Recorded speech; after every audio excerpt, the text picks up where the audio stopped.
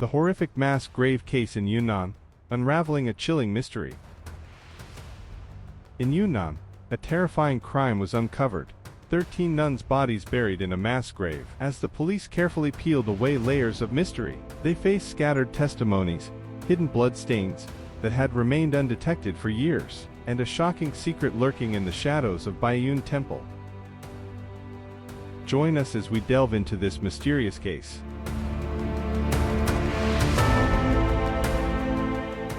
The shocking discovery.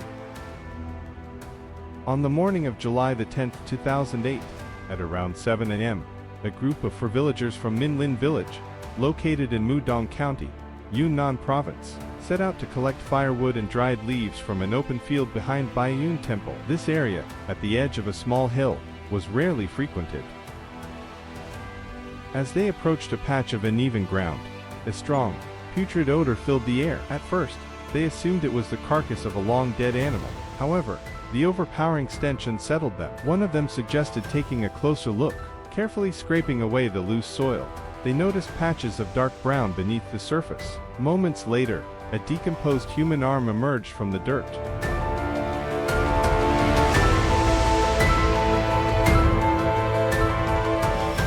Panic erupted. 2 villagers screamed and ran away in terror, while another stood frozen in shock, heart pounding. Realizing they had stumbled upon a horrifying crime, they immediately alerted the local authorities. Within an hour, Mudong County Police arrived at the scene. Leading the investigation was Major Lu Feng, an experienced officer in handling complex cases. He swiftly ordered the area to be cordoned off, preventing unauthorized access. Scanning the disturbed ground, he noted the large expanse of irregularly dug soil. His instincts told him this was not just one body. There could be multiple victims buried together.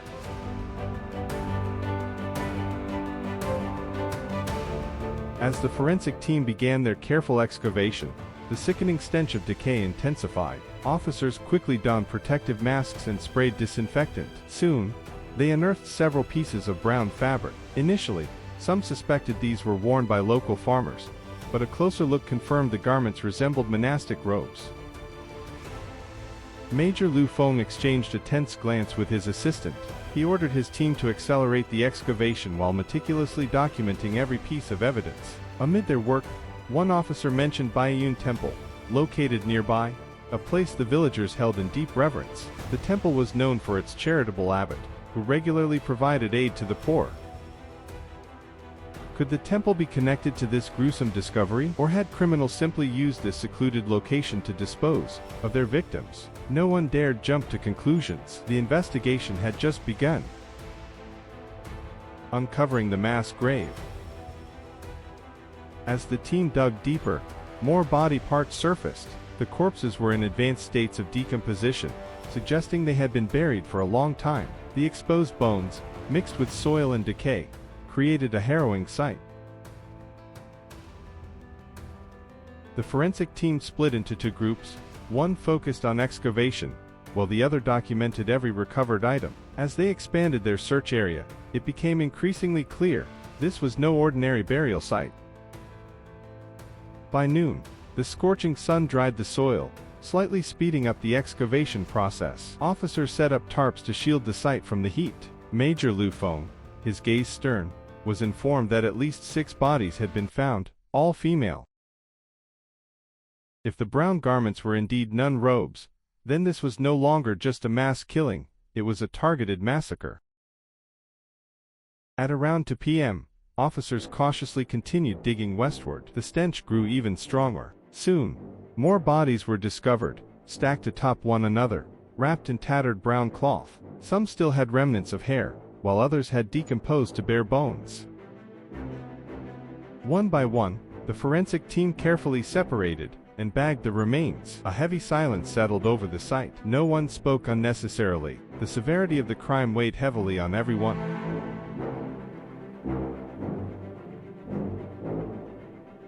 By 4 p.m., excavation was temporarily halted to allow for further forensic analysis. The remains and all collected items were transported to the lab for examination. Major Lu Feng assigned 2 officers to guard the site overnight, ensuring no disturbances.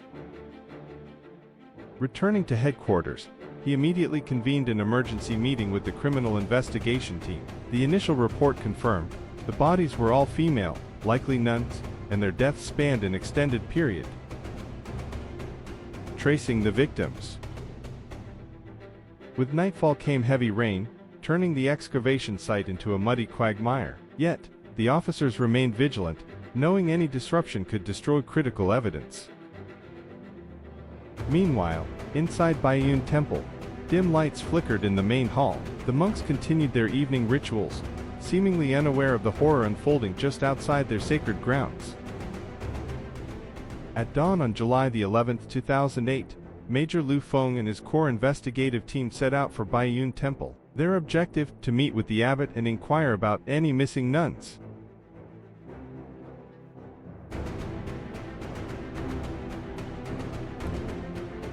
Simultaneously, the forensic team resumed their analysis of the unearthed remains. While full identification would take days, they hoped to determine key characteristics of the victims. At exactly 7 a.m., the investigative team arrived at the temple gates. A few elderly worshippers passing by glanced curiously at the police officers, but did not stop. The temple's serene atmosphere remained undisturbed. Upon informing a nun at the entrance of their request to see the abbot, they were asked to wait. Major Lu Feng took the opportunity to survey the surroundings. However, today was about diplomacy, not an official search. A few minutes later, a middle-aged monk approached, explaining that the abbot was occupied but would meet them shortly. His demeanor was respectful, his responses measured. Baiyun Temple has only a few permanent residents, he said. Many young nuns come and go for short-term training, so I don't keep track of them all. When asked if he had noticed anything unusual recently, he shook his head. We occasionally have travelers or beggars passing through, but nothing out of the ordinary. He excused himself, promising the abbot would meet them in 10 minutes. At 8 a.m., the abbot finally appeared. A slender man in his 50s, dressed in a light brown robe, he greeted them calmly and invited them inside. Expressing his surprise at the visit, he listened as Major Lu Feng vaguely mentioned an ongoing investigation in the area. Carefully avoiding details about the mass grave, he asked if the temple had recorded any missing nuns recently.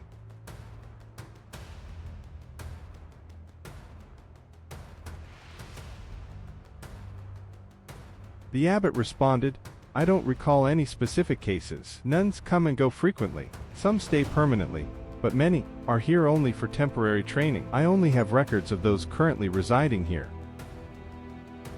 He then called for a nun named Yu Chan to bring the temple's registry. The book contained a sparse list of names, with brief hometown details. Only 7 nuns were currently residing at the temple. Those who had left had no recorded departure dates or reasons. This lack of documentation troubled Major Lu Feng. If missing nuns were never reported, how could they be traced? He inquired whether anyone had suddenly disappeared within the past year. The abbot sighed. "We don't restrict their movements. If they choose to leave, I don't interfere. I simply wish them well on their journey."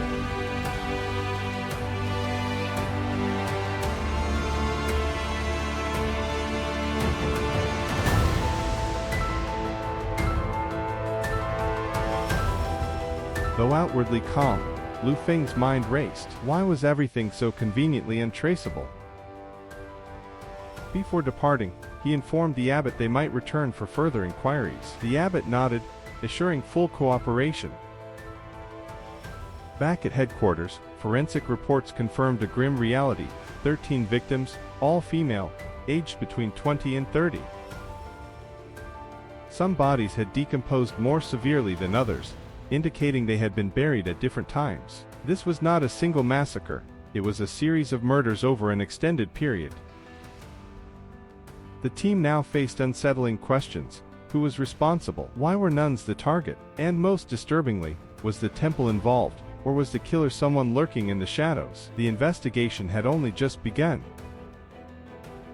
Unraveling the disappearance of the nuns, the investigation deepens. Silent departures and growing suspicions. Mr. Zhang stated that at the time, he did not find anything suspicious, assuming the missing nuns had simply relocated. Similarly, a woman who ran a small tea shop near the temple's gate recalled seeing some of them visiting her stall for tea. However, by late 2007, they had stopped coming. Still, no one reported anything to the authorities.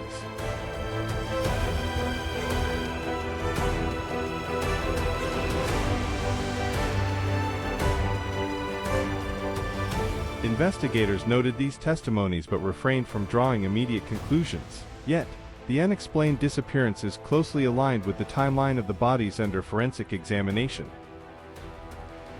Meanwhile, another investigator interviewed Mr. Liu Wen, who managed an agricultural warehouse near the temple. Cautious and evasive, Mr. Liu claimed he had no concrete knowledge about the nuns, only that they frequently came and went. Every few months, new faces appeared, while others left. Not being close to them, he did not remember any names. When asked about unusual noises or suspicious activities, he repeatedly shook his head, stating that he went to bed early and lived far enough from the temple to notice anything strange. A search of the local police records revealed no official missing persons reports linked to the temple's nuns. This was unsurprising, as many had not registered as temporary residents, and their families, living far away, had no way of tracking their whereabouts. Despite the lack of solid evidence, the growing pattern of unexplained departures raised serious suspicions. Why had so many nuns vanished without a single report being filed? This seemed unlikely to be a coincidence, especially given that their disappearances coincided with the timeframe of the mass grave.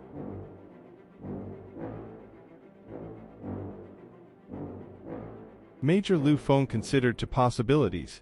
Either someone within the temple knew the truth and remained silent, or the nuns had been forcibly restrained, unable to seek help. Mapping the timeline of disappearances.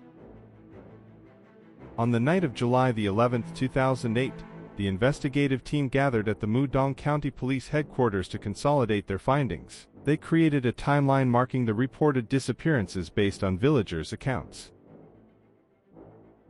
The pattern was unsettling. Between March and May 2007, at least 4 nuns had gone missing. From July to October 2007, a few more vanished. While they could not yet confirm if these missing women were among the victims in the grave, the time frames were too closely aligned to ignore. If foul play was involved, the perpetrator had likely been active for an extended period, covering up the crime systematically throughout 2007. One officer suggested returning to Baiyun Temple the next morning to discreetly question some of the younger nuns, hoping someone might reveal new information. Major Lu Feng agreed, emphasizing the need for subtlety. If the perpetrator was within the temple, any alarm could prompt them to cover their tracks. They also planned to inspect certain areas around the temple, including the storage rooms, guest quarters, kitchen, and well. However, conducting an official search would require a warrant. Cautious questioning at Baiyun Temple. On the morning of July the 12th, 2008, the 4-member investigative team returned to Baiyun Temple. They aimed to speak with the nuns listed in the internal registry.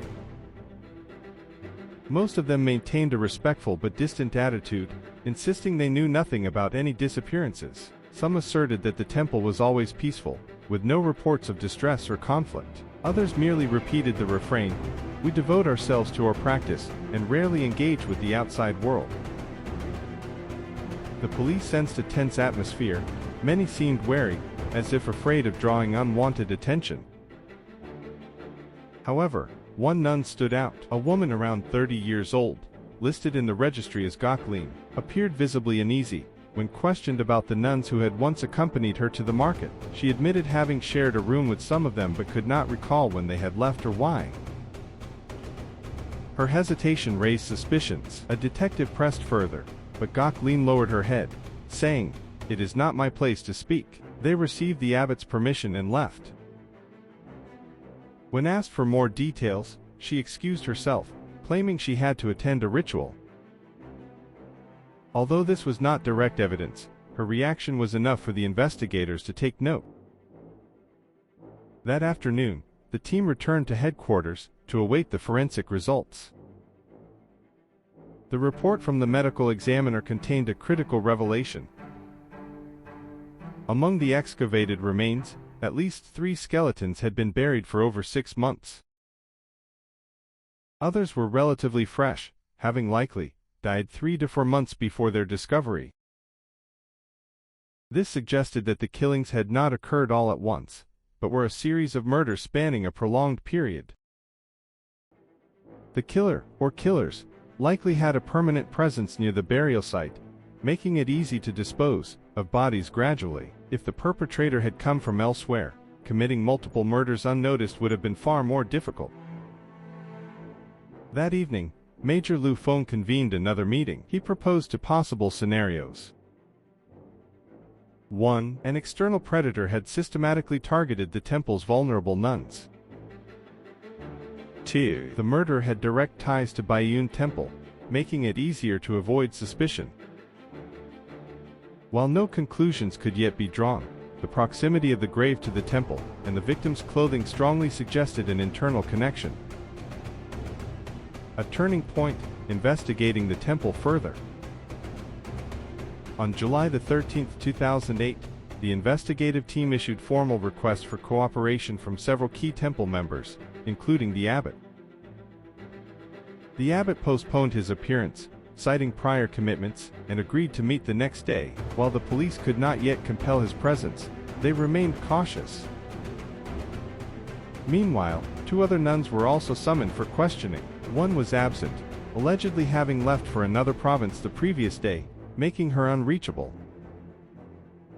That afternoon, a local resident reported a troubling detail. On some nights, they had heard unusual noises coming from behind the temple. At the time, they dismissed them as stray animals or night laborers. However, in light of the case, the police took note. On July 14, 2008, Major Lu Feng and 2 officers returned to the temple, requesting access to several specific areas, including storage rooms. The abbot appeared cooperative, asking which locations they wanted to inspect. The officers vaguely stated that they were gathering information rather than conducting a formal search.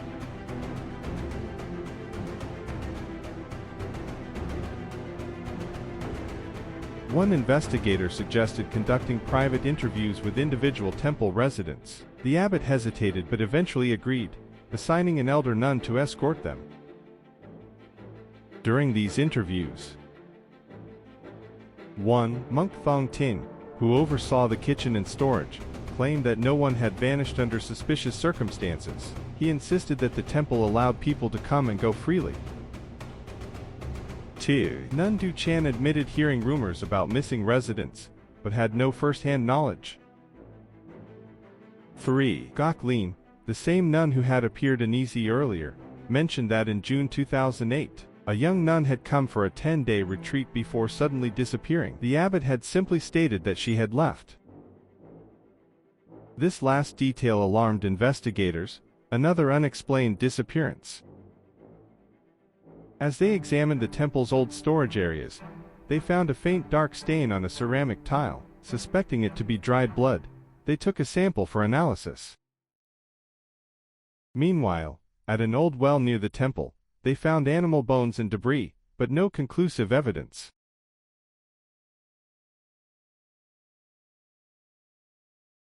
Although the abbot remained outwardly cooperative, several nuns seemed anxious, leading Major Lu Feng to suspect that fear was keeping them silent. That evening, forensic analysts reported that the dark stain contained human blood, possibly matching one of the buried victims. The net was tightening.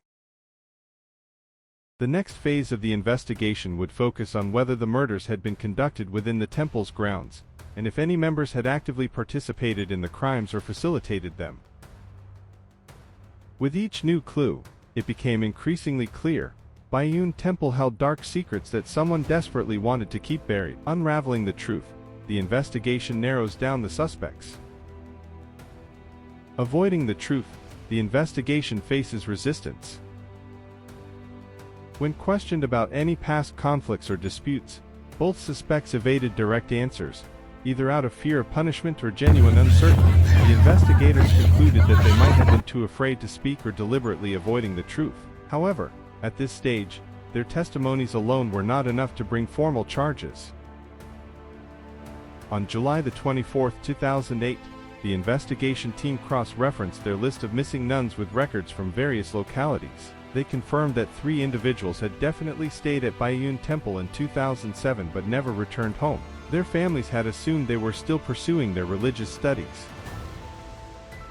One of the missing women had made a disturbing phone call to her brother in July 2007, stating that she felt unsafe at the temple and wanted to leave. That was the last call she ever made before she disappeared. The Mudong County Police obtained a recording of this call, which her brother had accidentally saved.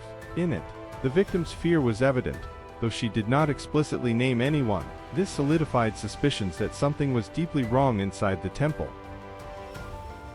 On July 25, 2008, forensic specialists analyzed the wooden prayer beads recovered from the site. Traces of human skin and DNA were found on the beads, which matched one of the bodies in the mass grave. This was a major breakthrough. It proved beyond doubt that at least one victim had been inside Baiyun Temple before her death. Investigators now had even more reason to believe that the murders had taken place within or near the temple grounds, and the bodies had been disposed of behind the temple. A critical search inside Baiyun Temple. That afternoon, Major Lu Feng ordered a search plan for sealed-off rooms and storage areas within the temple. There was a strong possibility that victims' belongings or evidence of violence might still be hidden inside. However, they needed official clearance to conduct a full-scale search. The investigation team compiled a comprehensive report, listing the evidence gathered so far. 13 bodies found in the mass grave. Blood-stained brown robes. A victim's prayer beads. Multiple testimonies regarding unexplained disappearances. From these findings, they theorized that the killer was someone who had long-term authority in the temple, with the ability to control or intimidate the victims.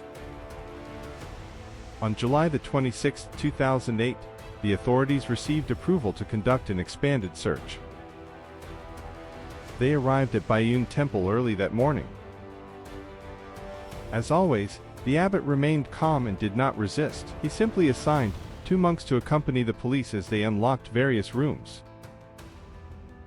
The search began in the food storage area, then moved to a row of old rooms that were rarely used.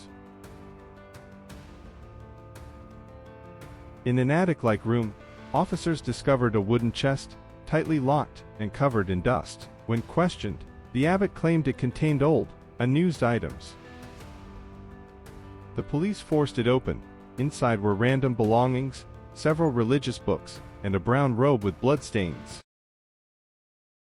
The abbot feigned ignorance, stating he had no idea where the robe had come from. Meanwhile, another officer noticed something unusual, a loose wooden floorboard in one of the adjacent rooms. Underneath it, they found a small fabric bundle containing a wooden comb, a crumpled handwritten note, a small cloth bag with prayer beads. The note contained only 2 clear words: home and escape. The contents strongly suggested that someone, likely a victim, had tried to hide their personal belongings, possibly before an attempted escape. By 4 p.m., the search concluded. The investigation team had recovered the blood-stained brown robe, personal belongings hidden beneath the floorboards, a locked chest containing incriminating items. Throughout the search, the abbot and the 2 monks remained composed, repeatedly claiming ignorance about the hidden objects. After leaving the temple, Major Lu Feng held an emergency meeting, instructing the forensic team to immediately analyze the blood samples.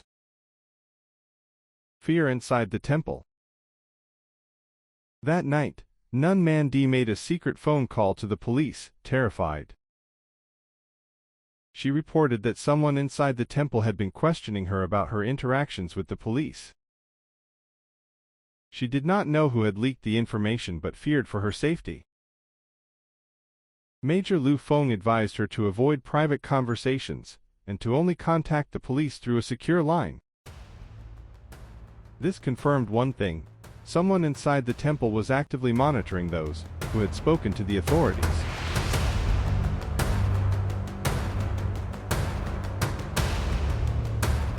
On July 27, 2008, forensic specialists confirmed that the blood on the brown robe matched one of the victims from the grave. This was nearly undeniable proof that the victim had died inside the temple. That afternoon, the abbot was summoned for questioning. Once again, he denied knowing anything about the blood-stained robe, claiming that someone must have planted it. The monk Thong Tin, who managed the temple's storage rooms, was also interrogated. He could not explain why evidence belonging to the victims was found in his storage areas.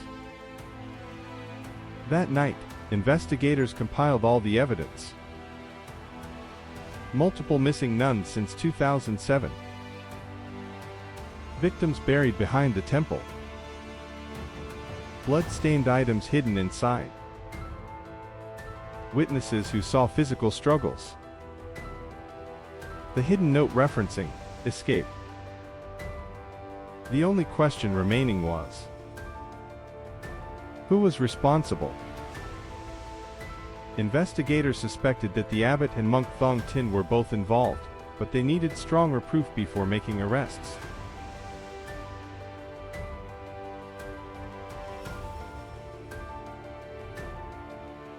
Escalating the investigation. On July 28, 2008, the police intensified their questioning, summoning the abbot, monk Thong Tin, nun Man Di, nun Gok Lin. During the interrogation, Man Di admitted something new. She had once seen a similar torn brown robe while cleaning the attic room. She recalled that the abbot specifically instructed her not to touch it. This directly contradicted the abbot's earlier statement that he had never seen the robe before. Meanwhile, Gok Lin hesitantly revealed that she once heard cries for help coming from the locked storage rooms at night. When she asked the abbot about it, he brushed it off, saying it was someone from outside the temple. Her testimony strongly reinforced suspicions that the murders took place inside the temple. Later that night, investigators reviewed security footage from the search at Baiyun Temple. They spotted a suspicious moment. The abbot glancing toward the wooden chest before quickly walking away. Though subtle, this indicated that he knew it contained something incriminating. With this, investigators had enough reason to escalate their legal actions. A critical breakthrough. On July 29, 2008, officers monitored the temple closely. Before dawn, monk Thong Tin was seen leaving his room carrying a bag. Upon noticing undercover officers, he immediately turned back. This suspicious behavior led authorities to restrict him from leaving the temple. By 10 a.m., Major Lu Feng obtained an official summons for both the abbot and monk Thong Tin. When the police arrived at the temple, the abbot did not resist, but Thong Tin hesitated before reluctantly complying. At the police station, the two were formally interrogated. Their evasiveness, coupled with conclusive forensic evidence, finally gave investigators a clear path toward solving the case. The true horrors of Baiyun Temple were about to be fully uncovered. The confession, the dark truth behind the Baiyun Temple murders. Turning against each other. As the interrogation continued, the abbot sat in his room, listening as the investigator read aloud the testimony of monk Hian Fap, who had claimed that the abbot once locked a nun inside a room in 2007. The abbot angrily denied the accusation, calling it a fabricated lie, but failed to explain why Hyunfap would make up such a claim. Meanwhile, in a separate room, monk Thong Tin was confronted with nun Mandi's testimony, in which she stated that she had seen a torn blood-stained robe hidden in the storage room. Thong Tin firmly denied ever seeing it, instead shifting the blame onto the abbot, saying that he was the one responsible for storing things in the warehouse. Unknowingly, both men had accused each other, exactly what the investigators had been waiting for. Their conflicting statements increased the likelihood that one of them would eventually reveal the truth. A breakthrough in the investigation. On the night of August 9, 2008, the forensic team extracted an audio recording of the abbot's voice from his interrogations. They then compared it to the recorded testimony of victim Tin Xuan, who had previously described her abuser as having a deep, quiet voice. The voice analysis suggested a match, though this was not definitive proof. Interestingly, Thong Tin also had a deep voice, leaving investigators uncertain about which man had been responsible for Tin Xuan's abuse.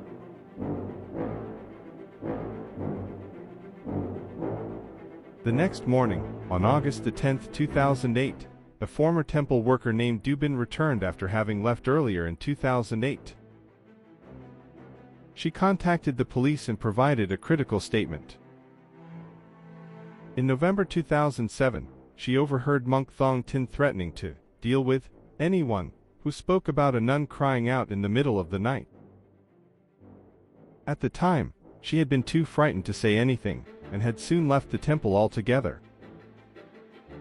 This shifted suspicion toward Thong Tin. If he was merely a subordinate, why did he have the authority to issue threats?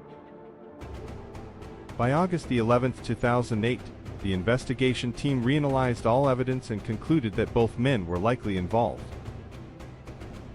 One was the mastermind, while the other assisted in covering up the crimes, or, possibly, both had taken part in separate yet similarly brutal acts. Interestingly, at times, the abbot and Thong Tin contradicted each other, as though each was trying to shift blame to avoid being the sole culprit.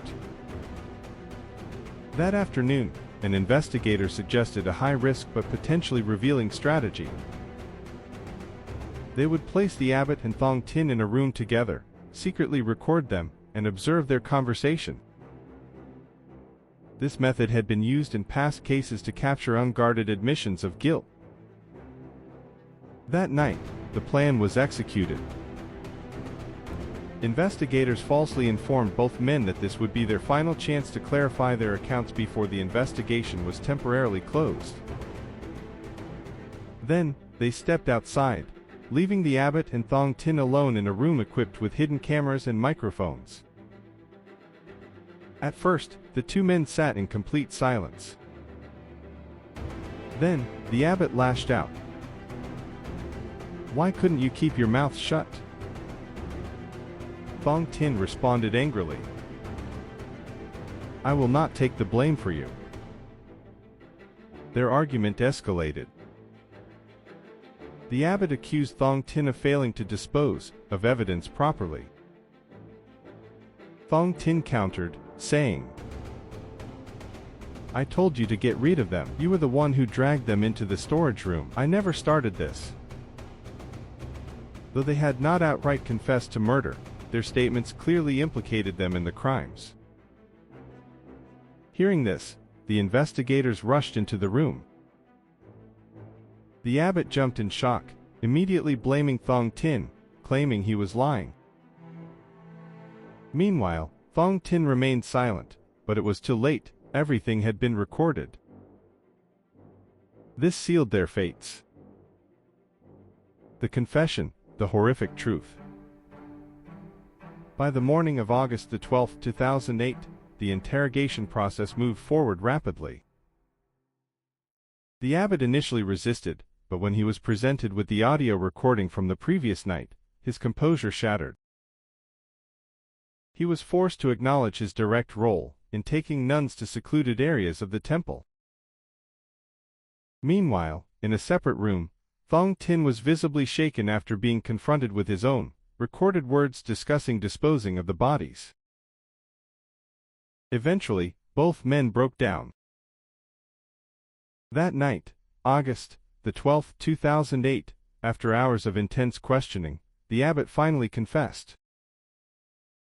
He sat in silence for a long time, then, in a hoarse, trembling voice, he muttered, "I will tell you everything, but do not think of me as a monster. It was never supposed to be like this."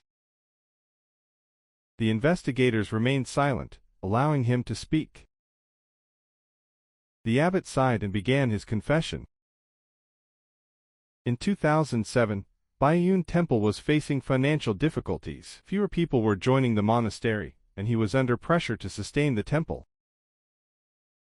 During this period, several young nuns arrived, seeking a place to practice Buddhism. At first, he welcomed them. Then, he began to desire them. "I knew it was wrong," he admitted, "but I could not control myself." This confirmed that his initial crimes were sexual in nature. He then explained that when the victims threatened to leave or expose him, he panicked. He feared ruining his reputation and losing his status. Thus, the violence escalated. The first victim was a nun in her early 20s, who arrived at the temple in March 2007. When she tried to escape, the abbot lured her into the storage room, strangled her, and disposed of her body in the back of the temple. At first, he claimed it was an accident, but his later statements revealed clear premeditation. "When I saw that no one noticed her disappearance," he said, "I realized I could keep doing it." From that moment on, whenever a nun showed resistance, he killed them. He admitted that he strangled most victims with his bare hands. In some cases, he used fabric to silence them. He buried their bodies at night, one on top of another, gradually filling the mass grave. "I told the other nuns that they had gone home, or transferred to another temple," he admitted. Investigators then pressed him on whether he had an accomplice. He paused, then stated, "I did not bury the bodies alone. Sometimes, I ordered others to help. They did not resist, but they also did not dare to report me." This confirmed that Thong Tin was involved. By 2 a.m. on August 13, 2008, the formal confession was completed.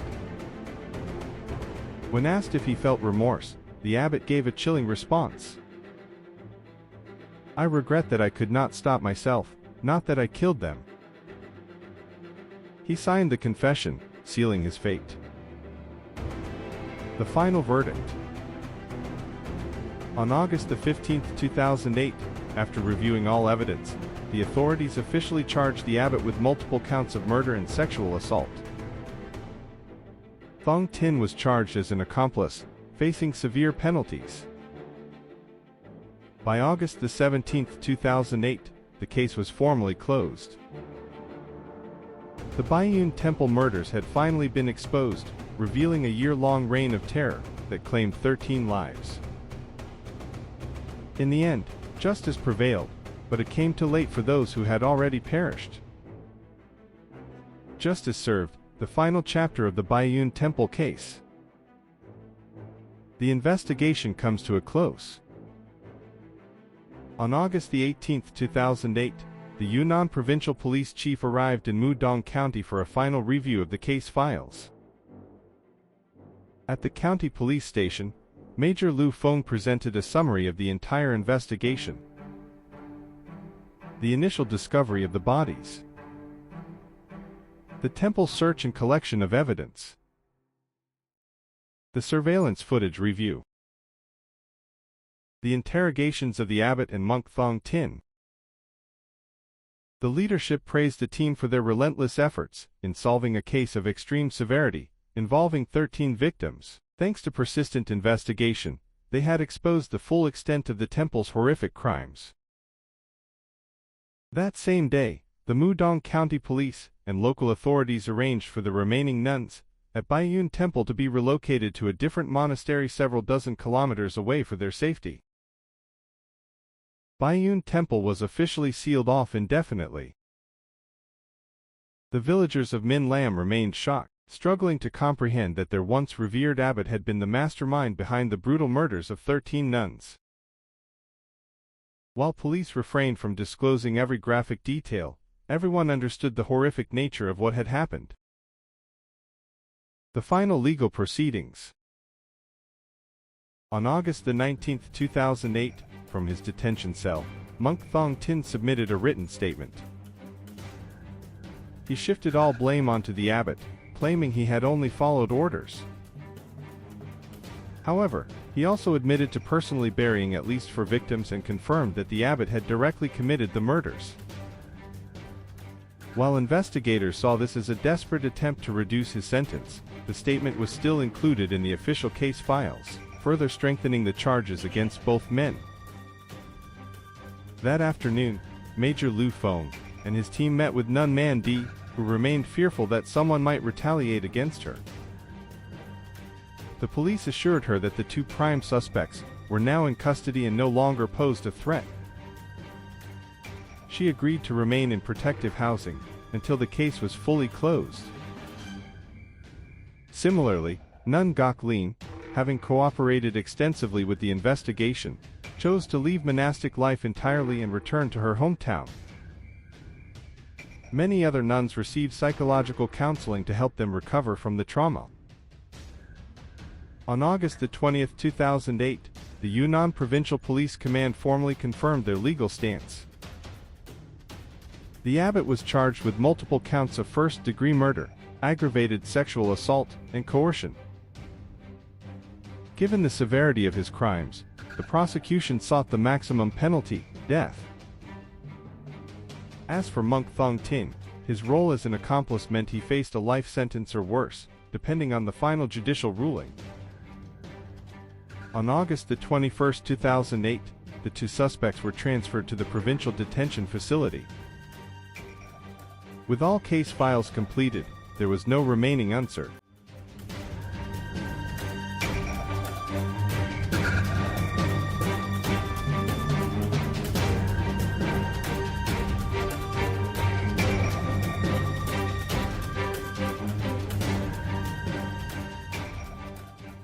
What do you think about this issue? Please leave your comments below. If you enjoy content like this, please hit the subscribe button to support the channel and help it grow. Wishing you a wonderful life. Goodbye and see you next time.